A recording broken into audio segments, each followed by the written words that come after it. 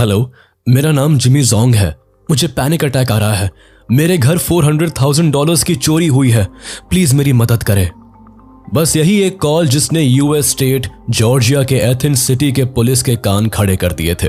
इस एक कॉल ने जिमी जोंग नाम के शख्स की पूरी जिंदगी बदल कर रख दी थी। इस कॉल से पहले जिमी ने कभी नहीं सोचा था कि मदद के लिए पुलिस को कॉल करना उसे इतना महंगा पड़ेगा कि उसे अपनी सारी कमाई को खोना पड़ेगा और अगले 1 साल तक की जिंदगी उसे सलाखों के पीछे गुजारनी पड़ेगी। अब आप सोच रहे होंगे कि आखिर पुलिस को कॉल करना किसी इंसान को कैसे भारी पड़ सकता है।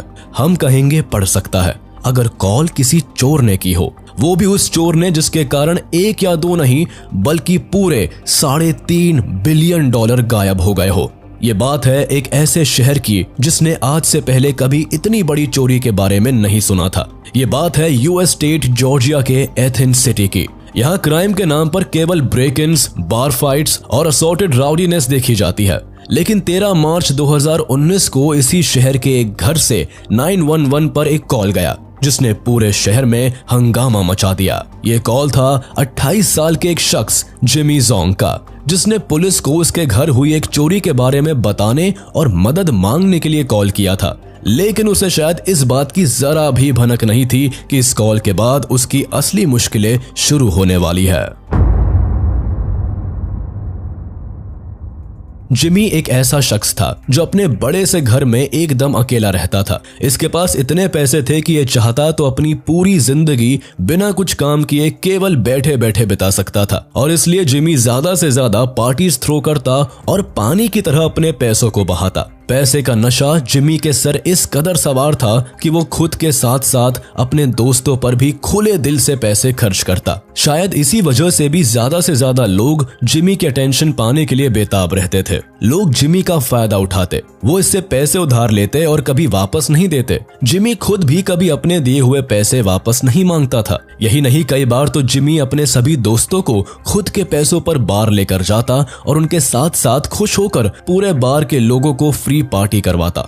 जिमी के बिहेवियर से इतना तो साफ था कि वो काफी अकेला था और उस अकेलेपन को दूर करने के लिए ये पैसों के जरिए लोगों को अपने आसपास रखने की कोशिश करता था। इसे घूमना भी काफी पसंद था, इतना कि एक बार जिमी ने एक फुटबॉल मैच देखने के लिए अपने सभी दोस्तों को इनवाइट किया और सभी को एक प्राइवेट जेट में लेकर मैच देखने गया, जहां टिकट से लेकर खाने पीने हर चीज के पैसे जिमी ने ही भरे। यही नहीं, यहाँ उसने अपने सभी दोस्तों को शॉपिंग करने के लिए अलग से पैसे भी दिए। पैसों को इतने बेफिक्र तरीके से खर्च करने के कारण कई बार लोग इससे पूछ भी बैठते कि ये क्या करता है। इस सवाल के जवाब में जिमी खुद को एक बिटकॉइन और रियल एस्टेट इन्वेस्टर बताता। पिछले कुछ सालों में जिस कदर बिटकॉइन ने मार्केट में अपना दबदबा बनाया है, उससे लोगों का जिमी की बातों पर विश्वास करना इतना डिफिकल्ट भी नहीं था, और लोगों को जिमी से नहीं बल्कि उसके पैसों से प्यार था, जिस कारण कभी किसी ने जिमी की सोर्स ऑफ इनकम पर सवाल नहीं उठाया। लेकिन आखिर कब तक सच छिपाया जा सकता है? जिमी की सच्चाई भी अब जल्दी ही लोगों के सामने आने वाली थी। हमेशा की तरह जिमी अपनी पार्टीज के लिए कुछ दिनों के लिए घर से बाहर गया, लेकिन इस बार जब वो वापस आया तो उसे कुछ भी पहले जैसा नहीं मिला। इस बार जिमी ने देखा कि उसके घर में चोरी हुई है। वो भी कोई छोटी मोटी चोरी नहीं बल्कि पूरे $400,000 कैश एंड 150 बिटकॉइन की चोरी। ये अपने आप में यूएस स्टेट जॉर्जिया के एथेंस सिटी में डिजिटल करेंसी चोरी का पहला कंप्लेन था। जिमी ने पुलिस को कॉल किया और चोरी का अमाउंट सुनकर पुलिस दंग रह गई, जिसके बाद पुलिस ने जिमी के केस पर इन्वेस्टिगेशन करनी शुरू कर दी। लेकिन पुलिस की लाख कोशिशों के बाद भी उनके हाथ चोर नहीं लगा। पुलिस से निराश होकर जिमी ने एक local private investigator robin Martinelli को हायर कर लिया। मार्टिनेली ने केस पर काम करने के साथ ही जिमी को ये बात साफ कर दी थी कि चोरी करने वाला कोई और नहीं बल्कि उसका ही कोई दोस्त है, क्योंकि चोर ने जिस सफाई से चोरी की उससे ये साफ पता चलता है कि वो जिमी के घर के चप्पे चप्पे को जानता है। साथ ही उसे ये भी पता था कि जिमी एक कंप्यूटर एक्सपर्ट है और उसके घर में एक से बढ़कर एक सिक्योरिटी कैमरास इंस्टॉल है। जिस कारण चोर हुडी पहनकर और फेस को कवर करके चोरी करने आया था। मार्टिनेली के पास जब ये केस आया तो उन्होंने बड़ी सावधानी के साथ अपनी कार्रवाई शुरू कर दी। उन्हें पहले से ही शक था कि ये काम जरूर जिमी के किसी खास दोस्त का था, इसीलिए वो जिमी के दोस्तों को फॉलो करने लगी। उसने जिमी के कुछ दोस्तों की कार पर ट्रैकिंग डिवाइसेस भी लगा दिए। मार्टिनेली को यह साफ हो गया था कि जिमी एक सिंपल गाय है जिसे केवल लोगों की जरूरत है, जिससे उसे कभी अकेला महसूस ना हो। केस को सॉल्व करते करते मार्टिनेली को जिमी की एक फीमेल दोस्त पर शक हुआ, लेकिन जिमी इस बात को मानने के लिए तैयार ही नहीं हुआ कि उसके किसी करीबी या दोस्त ने उसे धोखा दिया है। इसके बाद मार्टिनेली इस केस को लेकर किसी खास नतीजे पर नहीं पहुंच सकी।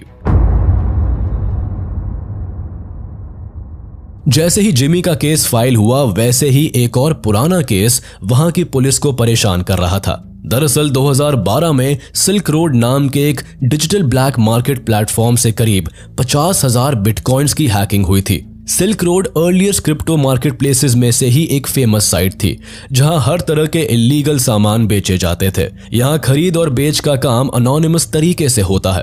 जब FBI को इस साइट के बारे में पता चला, तब इस साइट के ओनर को FBI ने अरेस्ट कर लिया और सभी बिटकॉइन को सीज कर लिया। लेकिन साइट से चोरी हुए 50,000 बिटकॉइंस के बारे में पता नहीं लग सका। शुरुआत में FBI को लगा कि साइट ओनर ने ही इन बिटकॉइंस को कहीं और ट्रांसफर कर दिया है, लेकिन लाख कोशिशों के बाद भी वो इन बिटकॉइंस की चोरी करने वाले का पता नहीं लगा पाए। बढ़ते वक्त के साथ चोरी किए हुए बिटकॉइंस की कीमत भी बढ़कर $3 बिलियन तक पहुंच गई। पुलिस ने भी वक्त के साथ हार नहीं मानी और लगातार चोरी किए हुए बिटकॉइंस पर नजर बनाए रखी। दरअसल बिटकॉइंस की ट्रांजैक्शन एकदम ट्रांसपेरेंट होती है, जिस कारण इन्वेस्टिगेटर्स करेंसी की लोकेशन को ब्लॉकचेन पर ट्रैक तो कर सकते थे, लेकिन वो उस करेंसी के ओनर की आइडेंटिटी का पता नहीं लगा सकते थे। पुलिस ने करेंसी के ओनर का पता लगाने के लिए सालों इंतजार किया और एक दिन ऐसा आया कि करेंसी के मालिक ने इन्हें दोबारा एक अकाउंट से दूसरे अकाउंट पर ट्रांसफर किया। हैकर ने यह ट्रांसफर इतनी सफाई से किया था कि पुलिस को चाहकर भी उसकी आइडेंटिटी का पता ना लग सके। बट इस हैकर ने एक गलती कर दी जो एक ब्लॉकचेन एनालिटिक्स कंपनी ने पकड़ ली। दरअसल इस बार करीब 800 वर्थ डॉलर करेंसी का ट्रांसफर करते समय हैकर ने एक एस्टैब्लिश्ड बैंकिंग रूल का इस्तेमाल कर दिया, जिसमें नो योर कस्टमर प्रोसेस यानी KYC को फॉलो करने के चक्कर में हैकर ने अपना रियल नेम और एड्रेस भी मेंशन कर दिया, जिससे फाइनली सालों बाद चोरी हुए बिटकॉइंस के ओनर का पता लगाया जा सके। चोर का नाम सुनकर पुलिस दंग रह गई, क्योंकि ये चोर कोई और नहीं बल्कि जिमी जोंग ही था। वही इंसान जो चोरी किए हुए पैसों की चोरी होने पर पुलिस के पास पहुंच गया। यहाँ जिमी को नहीं लगा था कि डार्क वेब पर इतनी सफाई से काम करने के बाद भी वो पकड़ा जाएगा। पुलिस ने देखा कि जिमी ने अपने घर में चोरी होने के 6 महीने बाद अपनी डार्क वेब ट्रांजैक्शन की है। इस वक्त तक पुलिस जिमी को लेकर श्योर थी, लेकिन वो थोड़े और सबूत इकट्ठे करना चाहती थी, जिस कारण IRS ने देर न करते हुए Athens Clarke County police department को कॉल करके कोऑपरेट करने को कहा। IRS एजेंट के पुलिस को कॉल करने के साथ ही दोनों ने मिलकर जिमी के खिलाफ सबूत इकट्ठे करने का एक शानदार प्लान बनाया, जिसके तहत सबसे पहले एजेंट जोडी थॉमसन ने IRS CI special agent Trevor McAleenan और cyber intelligence company Block Trace के CEO शॉन मक्रूडर के साथ मिलकर सीधा जिमी के घर जाने की ठान ली। इन सभी का प्लान था कि ये जिमी से उसी के घर हुई चोरी का नाम लेकर उसके घर में एंट्री लेंगे और पूछताछ के दौरान जितने हो सके मुमकिन सबूत इकट्ठे कर लेंगे। अब प्लान के अकॉर्डिंग तीनों जिमी के घर पहुंच गए। यहाँ जाने से पहले इनमें से ही एक एजेंट ने खुद की बॉडी में एक कैमरा फिट कर लिया था, जिससे वो जिमी के साथ हुई सारी कॉन्वर्सेशन को सबूत के तौर पर जमा कर ले। जिमी तीनों को देखकर खुश हो गया और उसे लगा अब उसका चोरी का केस सॉल्व हो ही जाएगा। जिमी ने तीनों इन्वेस्टिगेशन ऑफिसर्स के साथ पूरा कोऑपरेट किया और उनसे साफ कह दिया कि अगर आपने मेरा केस सॉल्व किया तो मैं आपको अपनी पार्टीज में इनवाइट करूंगा। इन्वेस्टिगेटर्स भी जानबूझकर जिमी के साथ ज्यादा से ज्यादा फ्रेंडली हो रहे थे, जिससे जिमी कुछ ना कुछ बात करता रहे। इस बीच सभी ऑफिसर्स ने जिमी के घर के डोर से लेकर उसके स्पीकर्स और डॉक तक की तारीफ की। यही नहीं, उन सभी ने जिमी से उसका हाउस टूर करने की भी डिमांड की, जिस पर जिमी ने खुशी खुशी उन्हें अपना पूरा घर दिखाया। कुल मिलाकर जिमी लोनलीनेस का शिकार था, जिस कारण वो हर किसी से बात करने और साथ वक्त बिताने के लिए डेस्परेट रहता था। और पुलिस ने जिमी की इस कमजोरी का फायदा उठाया। हाउस टूर के दौरान इन्वेस्टिगेटर्स ने उसके घर के टाइल्स तक को नॉक करके देखा कि कहीं इनके नीचे कोई सामान तो नहीं छिपाया गया है, लेकिन ये सब बड़े ही मजाकिया अंदाज में किया गया, जिससे जिमी को कोई शक न हो। हाउस टूर के दौरान इन्वेस्टिगेटर्स ने जिमी से उसके सभी सिक्योरिटी सिस्टम्स के फीचर्स और कैपेबिलिटीज के बारे में भी जाना। सिक्योरिटी के मामले में जिमी का कोई कंपटीशन नहीं था, क्योंकि उसके घर पर एक फ्लेम थ्रोअर और एक AR-15 राइफल भी मौजूद थी, जो कि हाउस वॉल पर लटकी थी। बातचीत के दौरान जिमी सभी से इतना फ्रेंडली हो गया कि उसने सभी को एक मेटल केस भी दिखाया, जिसमें वो कभी $1 मिलियन रखा करता था, जिससे लड़कियों को इम्प्रेस किया जा सके। बातों बातों में ऑफिसर्स ने जिमी से उसका लैपटॉप ओपन करके उन्हें बताने को कहा कि आखिर वो कब से इस बिटकॉइन के काम में लगा हुआ है। जिमी ने अपना लैपटॉप खोला, जहां ऑफिसर्स ने देखा कि उसके पास करीब 60 से 70 मिलियन डॉलर्स के बिटकॉइंस मौजूद है। ये देखने के साथ ही ऑफिसर्स को समझ आ गया था कि अब उनके पास इतने सबूत तो है कि वो जिमी के खिलाफ केस तैयार कर सके। अगली बार ऑफिसर्स की सेम टीम जिमी के घर सर्च वारंट के साथ पहुंच गई और उसे साफ कर दिया कि वो लोग उसके लिए नहीं बल्कि उसके खिलाफ सबूत इकट्ठे करने उसके घर आए थे। इस बार ऑफिसर्स ने जिमी के लैपटॉप में सभी पासवर्ड प्रोटेक्टेड कंटेंट को एक्सेस कर लिया और घर के कोने कोने को एविडेंस की तलाश में छान मारा। सर्च के दौरान एक ऑफिसर को जिमी के घर में एक पॉपकॉर्न टिन के अंदर टॉवल पड़ा मिला, जिसे देखकर उन्हें शक हुआ कि यहाँ टॉवल रखने का क्या मतलब है। जिसके बाद ऑफिसर ने टॉवल हटाया और उसे फाइनली वो सबूत मिल ही गया जिसकी उसे तलाश थी। टिन के अंदर उन्हें एक चिप मिली। ये चिप बिटकॉइन का हार्ड वॉलेट था, जिसमें 50,676 बिटकॉइंस मौजूद थे, जिसका वैल्यू नवंबर 2021 में बढ़कर $3.36 बिलियन हो गया था।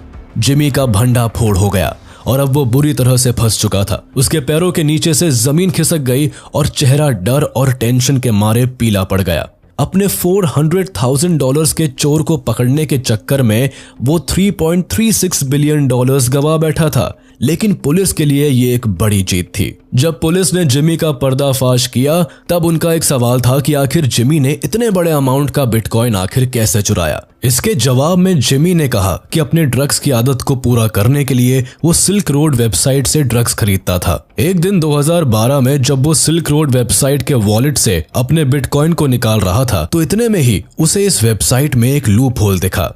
इस लूप होल में सेंध लगाकर उसके बाकी यूजर्स के वॉलेट से भी बिटकॉइन निकालना शुरू कर दिया। देखते ही देखते उसने 51,680 बिटकॉइंस अपने अकाउंट में ट्रांसफर कर लिया था। तब सिल्क रोड वेबसाइट के मालिक को इस फ्रॉड के बारे में मालूम पड़ गया, लेकिन उन्हें मालूम था कि वो पुलिस को इस चोरी के बारे में कंप्लेन नहीं कर सकता था। इसलिए उसने जिमी को प्राइवेट मैसेज किया और पूछा कि वो वेबसाइट में किस लूप होल का यूज कर रहा है। इस पर जिमी ने उसे इस लूप होल की जानकारी दे दी और चुराए हुए पैसे रख लिए।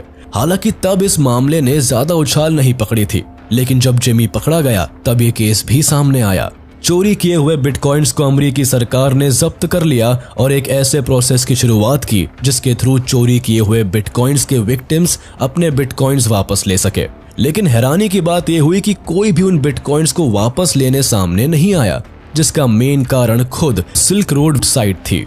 इस साइट पर सभी वो लोग काम करते थे जो या तो ड्रग्स या किसी और इलीगल काम के शिकार थे, जिस कारण किसी की पुलिस के सामने आने की हिम्मत नहीं थी। किसी के सामने न आने पर फेडरल गवर्नमेंट ने सभी बिटकॉइंस को बेच दिया और इससे जनरेट हुए रेवेन्यू का कुछ share Athens Clarke County police department को दिया गया, जिससे वो इस केस में मदद करने वाले लोकल ऑफिसर्स को अप्रिशिएट कर सके। इसी तरह जिमी जोंग के केस पर फुल स्टॉप लग गया। जिमी के कोर्ट से सजा सुनाए जाने के बाद मीडिया से भी कोई बात नहीं की, लेकिन कोर्ट में उससे पूछने पर उसने बस इतना कहा कि बिलियंस ऑफ डॉलर्स के बिटकॉइंस उसके पास होने से उसे इंपॉर्टेंट फील होता था।